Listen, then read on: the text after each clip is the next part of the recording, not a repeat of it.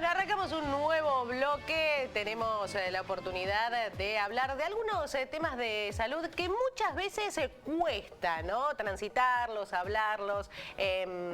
Muchas veces quien lo padece, si es un padecimiento, cuesta transmitirlo, ¿no? Y para eso lo tenemos aquí al doctor Alejandro Urresti. ¿Cómo le va? Bienvenido, muy buenos días. ¿Cómo estás? Buenos días. Primero te voy a preguntar, cuesta hablar, ¿no?, de una disfunción eréctil por parte de los hombres. Cuesta hablar de las disfunciones sexuales en general. Okay. De la disfunción eréctil, puede ser una de las disfunciones más frecuentes del varón.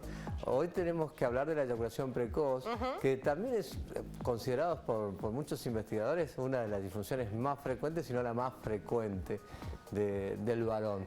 Ahora, lo que quise compartir con ustedes hoy es un análisis de las causas de la eyaculación precoz, pero con un espíritu un poquito crítico, para analizar si, según como dice el título, si realmente existe la eyaculación precoz, si realmente eso es un trastorno del funcionamiento, del funcionamiento sexual del varón, que definiría una disfunción sexual, ¿no? Bueno, entonces vamos a empezar definiendo, ¿no? ¿Qué es la eyaculación precoz? Así nos ponemos de acuerdo. La eyaculación precoz tiene 3 puntos que son fundamentales. En primer lugar, que la eyaculación se produce antes, inmediatamente o durante la penetración. Rápidamente. El segundo componente de la eyaculación precoz es que genera, tanto en el varón como en su pareja, genera efectos psicológicos. Insatisfacción sexual por parte de la mujer, decepción por parte del varón que eyacula rápido. Un montón de preguntas, ¿no?, que uno se realiza y le hace a la otra persona, que seguramente tampoco tenga las respuestas. Exactamente. Y un tercer elemento que se denomina falta de control del reflejo eyaculatorio. Lo que de por sí ya empezamos con una cierta contradicción, porque si estamos hablando de un reflejo, estamos hablando por definición de algo que no tiene que ver con la voluntad, no está manejado voluntariamente. Entonces vamos a empezar a analizar un poquito esta definición, sobre todo desde las causas, desde esos aspectos que tienen que ver con aquellos que nos dijeron, bueno, esto es una disfunción sexual, ¿y por qué? Y hay causas. Bueno, vamos a analizar a repasarlas. En primer lugar, es muy interesante analizar aspectos históricos que tienen que ver con la eyaculación precoz, porque de eyaculación precoz no se hablaba un siglo atrás. ¿Por qué no se hablaba hace un siglo atrás de eyaculación precoz? Porque básicamente no se tenía en cuenta la satisfacción sexual de la mujer. Entonces no se comprendía bien qué era el orgasmo, ni para qué servía, porque no tenía que ver con la reproducción, no se sabía qué sentía, no eliminaba nada a la mujer en el momento del orgasmo, no se entendía qué significaba el orgasmo femenino, y por lo tanto la eyaculación precoz no era interpretado como una disfunción sexual, porque no se tenía en cuenta el tiempo hasta la eyaculación en el caso del varón.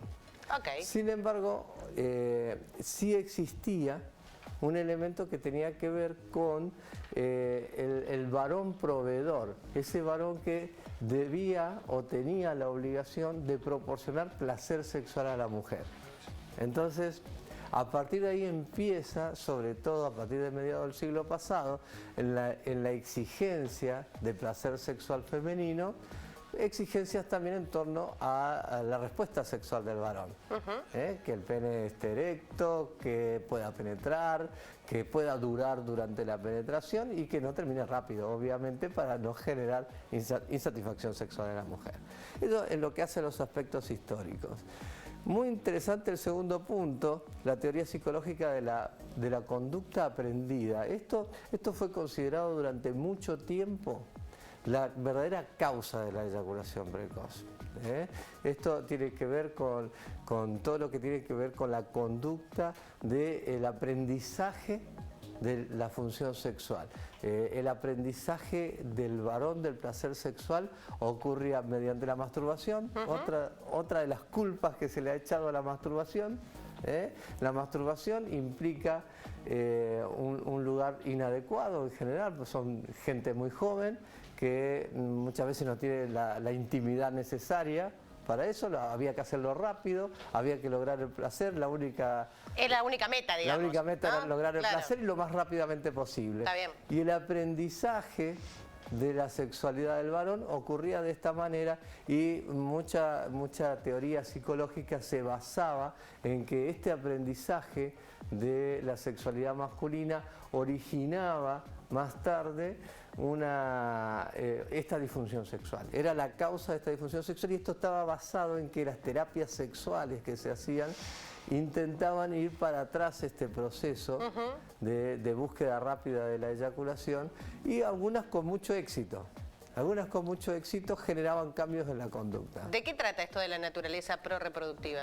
Bueno, yo creo que eso es lo más importante que tenemos que tener en cuenta. ¿Por qué? Porque siempre les explico a mis pacientes, ¿no? ¿Qué busca la naturaleza? ¿Cuál es el mandato natural que tiene el varón como especie? Que la especie no se extinga. Entonces, la persona más adaptada, el varón más adaptado para la naturaleza es aquel que eyacula más rápido, porque es el que seguro se va a reproducir. Ah, mira. Y eso explica cosas como, por ejemplo, que cuando pasa cierto periodo sin relaciones sexuales, el varón es más proclive a eyacular más rápido todavía. Porque la naturaleza interpreta, si tiene pocas relaciones sexuales, que lo haga lo antes posible. ¿Sí? Bien. Entonces, lo que estamos muchas veces haciendo cuando tratamos de lograr, como dice la definición, el control del reflejo eyaculatorio, que sí, es un reflejo, que sí se puede lograr el control, que sí se puede trabajar, pero yo me pregunto qué es lo natural. ¿Lo natural es que la eyaculación ocurra cuando tiene que ocurrir? ¿O que yo tenga que aprender a trabajar un reflejo para prolongar la eyaculación? Bueno, y después tenemos teoría de la sensibilidad del glande, también como una de las... Después están las teorías médicas. ¿No? Okay. Las teorías médicas, básicamente, la sensibilidad del glande, en algún momento se dijo que el gran problema de la eyaculación precoz, otra de las teorías existentes, era que el glande era muy sensible. Eran personas con glande muy sensible, lo que hacía que el estímulo directo sobre el glande desencadenara rápidamente la eyaculación. ¿Y para repasar los estudios neurofisiológicos? Bien, te completo primero eso, Sí. perdón. Entonces, por ejemplo, inventaron los preservativos retardantes. Ah, mira. El efecto de los anestésicos locales sobre el glande para retrasar la eyaculación. Y finalmente los neurofisiólogos que nos enseñaron todo lo que tiene que ver con los neurotransmisores, la serotonina, la función de la serotonina sobre la eyaculación y la base de la terapia farmacológica de la eyaculación precoz con fármacos que se llaman inhibidores de la recaptación de serotonina. Yo lo único que le voy a pedir, doctor, si hay una segunda parte para saber si esto se puede solucionar, se puede trabajar, en cuánto tiempo, ¿no? Si hay una cuestión... Por supuesto que esto se puede trabajar, se trabaja en terapia sexual, pero se trabaja en una terapia sexual moderna. Claro. Que poco tiene que ver con todo esto que fue lo que aprendimos todo este tiempo. Y por suerte lo estamos dejando atrás. Claro, y fundamentalmente se basa en esto que yo te decía sobre la naturaleza prorreproductiva y esta necesidad, esta exigencia de un cambio, de una adaptación en realidad de la respuesta sexual del varón a nuevos cambios, a nuevos tiempos culturales que implican más tiempo, que implican una necesidad de fortalecer el placer sobre lo reproductivo. Nos encontramos la semana que viene. Hasta la semana que viene. Seguimos con Germán.